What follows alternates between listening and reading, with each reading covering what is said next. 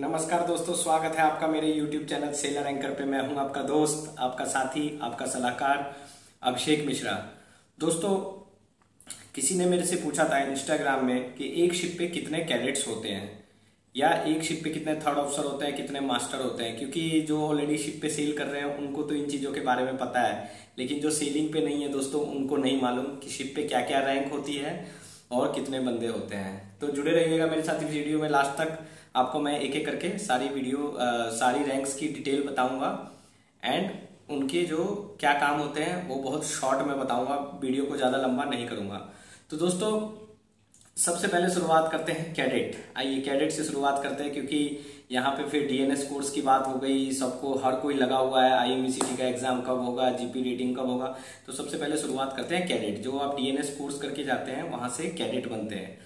तो कैडेट का बेसिकली कितने कैडेट होते हैं मैं ये बताना चाहूंगा। तो दोस्तों, हर शिप पे सेफ मैनिंग के हिसाब से क्रू होता है। तो एक सेफ मैनिंग के हिसाब से एक सर्टिफिकेट होता है मास्टर कस्टडी में, मास्टर के पास होता है और सेफ मैनिंग सर्टिफिकेट। उसमें दिया रहेगा कि एक शिप पे टोटल कितने क्रू, मतलब मिनिमम उतने तो होने ही चाहिए। उसके अलावा हो सकते हैं, बट उसके अलावा भी ये नहीं कि अनलिमिटेड होंगे, क्योंकि एक लाइफ बोट कैपेसिटी होती है। तो वो लाइफ बोट कैपेसिटी एक्सीड नहीं करनी चाहिए। लाइफ बोट कैपेसिटी के हिसाब से ही क्रू होते हैं और सेफ मैनिंग जो है उसके हिसाब से मिनिमम होना चाहिए। क्योंकि यहाँ पे बहुत कुछ है, STCW है, MLC है, काफी सारी चीजें नई नई आ गई है। आज से बहुत पहले ये सब चीजें नहीं हुआ करती थी, बट धीरे धीरे रूल्स एंड रेगुलेशंस बढ़ते जा रहे हैं।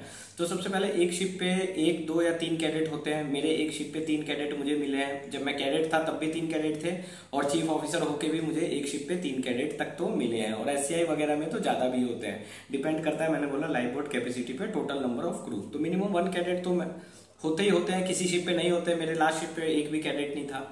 तो ये जरूरी नहीं कि कैडेट हो ही मतलब ना हो तो शिप नहीं चलेगा। कैडेट ट्रेनी है, हालांकि कैडेट होना बहुत अच्छा है, बहुत जरूरी है। कैडेट नहीं होगा तो कैप्टन कहाँ से होंगे, ये बात भी है।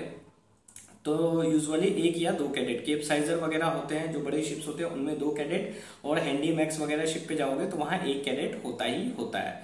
उसके बाद एक थर्ड ऑफिसर होता है, एक थर्ड ऑफिसर, एक सेकेंड ऑफिसर, एक चीफ ऑफिसर, एक कैप्टन।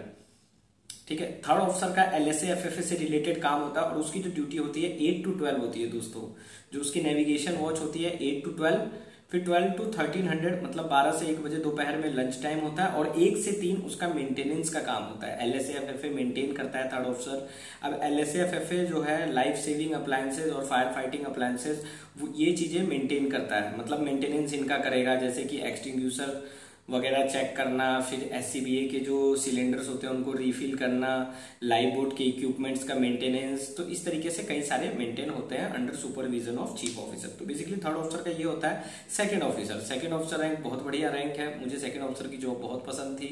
सेकंड ऑफिसर का 12 से 4 दोपहर में वॉच होता है और रात को 12 से 4 वॉच होता है। उसके अलावा शाम को 4 से 6 वो ओवर टाइम करता है अगर कुछ काम रहता है तो। अदरवाइज समटाइम करते हैं, समटाइम नहीं करते हैं। तो पहले तो चार्ट वगैरह हुए करते थे, पेपर चार्ट, जिसमें चार्ट करेक्शन वगैरह करना पड़ता था। पर आजकल तो एक्डिस वगैरह आ गया तो उतना चार्ट करेक्शन का रहता नहीं है। तो ये बेसिकली सेकंड ऑफिसर की जॉब होती है। उसकी टाइमिंग होती है 12 to 4 दिन में एंड 12 to 4 रात में। अब आइए चीफ ऑफिसर की बात करते हैं। चीफ ऑफिसर जो होते हैं हमारे, वो कार्गो इंचार्ज होते हैं, जो cargo loading, discharging, ship maintenance, garbage के जो हेड होते हैं, मैनेजमेंट हेड में आते हैं वो सेकंड नंबर पे। मास्टर के बाद, कैप्टन के बाद चीफ ऑफिसर आते हैं।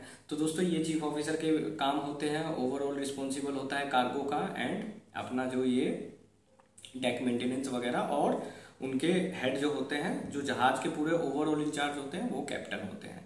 कैप्टन का सबको मालूम है। मास्टर के इनका कोई नेविगेशन वॉच नहीं होता, बट कोई भी मेल हो, किसी से कंपनी में बात करनी हो या कुछ भी करना हो, मास्टर के थ्रू होता है। नेविगेशन, मैनोवरिंग वगैरह में जब हम लोग कंजेस्टेड वाटर में होते हैं, कोस्टल वाटर में होते हैं, तो मास्टर ऑन ब्रिज होता है। वहाँ पे भी मैनिंग लेवल है, धीरे धीरे मैं आपको बताऊंगा। Level 1, level 2, level 3। तो फिर ये PTM कोर्स में पहुंच जाऊंगा, इसलिए बेसिक मैं उनको बताना चाहता हूँ, बेसिकली जो शिपिंग में नहीं है उनको आसान भाषा में मैं समझाने के लिए ये बता रहा हूँ। अब आइए इंजन साइड से बात करते हैं। जब आप मरीन इंजीनियरिंग का कोर्स करते हैं या फिर अपना मैकेनिकल इंजीनियरिंग करते हैं तो आप इंजन कैडेट में ज्वाइन करते हैं, TME में, ट्रेनी मरीन इंजीनियरिंग। उसके बाद 4th इंजीनियर होता है। फिर थर्ड इंजीनियर होता है, थर्ड इंजीनियर जनरेटर वगैरह देखता है, सेकंड इंजीनियर मेन इंजन का इंचार्ज होता है, और उसके बाद चीफ इंजीनियर होता है। दोस्तों आजकल यूएमएस इंजन रूम आ गया है। यूएमएस का मतलब ये है कि शिप को जैसे यूएमएस में डाल देगा इंजन रूम को, तो जब कोई अलार्म आता है वो एक्नॉलेज करने के लिए जो भी ड्यूटी इंजीनियर है वो जाता है। तो नॉर्मली मॉर्निंग 8 to 5 ये शेड्यूल है इंजन साइड से, और बाकी जब भी अलार्म आता है वो एक्नॉलेज करने जाना पड़ता है। तो मैंने आपको इस शॉर्ट इसमें बताया है कि एक जहाज में कितने, ये तो ऑफिसर की बात है। अब आइए क्रू के साइड में ले चलते हैं। तो क्रू में दोस्तों डेक साइड में एक DTSM होता है, डेक ट्रेनी सीमेन, जो जीपी रेटिंग करके जाते हैं, जो पहला रैंक होता है। उसके बाद जब वो 9 मंथ सक्सेसफुली कंप्लीट कर लेते हैं तो उनका OS में प्रमोशन कर देते हैं। अगर उनकी परफॉर्मेंस अच्छी है, उन्होंने अच्छी परफॉर्मेंस की है, अच्छा काम किया है, तो उनका OS में प्रमोशन हो जाता है।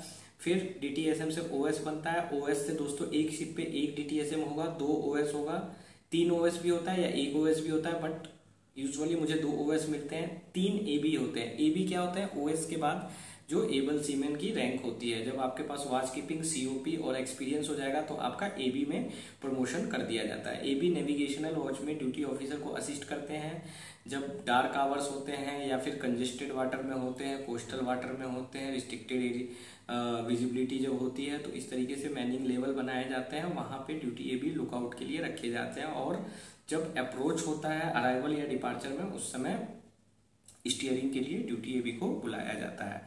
तो दोस्तों मैंने एक AB का इंटरव्यू भी लिया था अपने ऑफ वॉच में, मैं नेक्स्ट वीडियो में डालूंगा। बहुत ही एक्सपीरियंस AB थे, मैं नेक्स्ट वीडियो में अपनी उनके बारे में डालूंगा। तो दोस्तों ये मैंने आपको बता दिया, AB होता है। उसके बाद बोसन होता है। बोसन जो होता है क्रू का इंचार्ज होता है। AB के बाद बोसन होता है। फिर फिटर, डेक फिटर होता है। डेक फिटर जो होता है फिटिंग का काम करते हैं, वो डेक फिटर या इंजन फिटर। आजकल एक ही फिटर होते हैं इंजन रूम में। फिर डेक पे अगर कुछ वेल्डिंग वगैरह का काम होता है तो उनको डेक पे बुला लिया जाता है। फिर एक इलेक्ट्रिकल ऑफिसर होते हैं। कोई भी इलेक्ट्रिकल से प्रॉब्लम हो या इलेक्ट्रिसिटी से प्रॉब्लम हो तो इलेक्ट्रिकल ऑफिसर उनके इंचार्ज होते हैं। तो इस तरीके से टोटल मिला के, और 2 ऑयलर होते हैं, 2 या 3 ऑयलर होते हैं। फिर एक चीफ कुक होता है, एक स्टीवर्ड होता है। चीफ कुक जो खाना बनाता है, स्टीवर्ड जो बाकी मैनेज वगैरह करते हैं, जैसे कैबिन क्लीन करना या फिर लॉन्ड्री क्लीन करना या फूड सर्व करना। तो ये स्टीवर्डों का स्टीवर्ड्स का काम होता है, मतलब GS जिसको बोलते हैं GS। तो दोस्तों मैंने शॉर्ट में काफ़ी कुछ कवर किया है, क्योंकि अगर इस वीडियो को मैं एलोबरेट करता तो ये 20 मिनट्स या हाफ एन आवर की वीडियो बनती, फिर आप देखने में भी आपका इंटरेस्ट खत्म हो जाता। मैं फिर मिलूंगा अपनी अगली वीडियो के साथ, तब तक के लिए गुड बाय, टेक केयर, जय हिंद।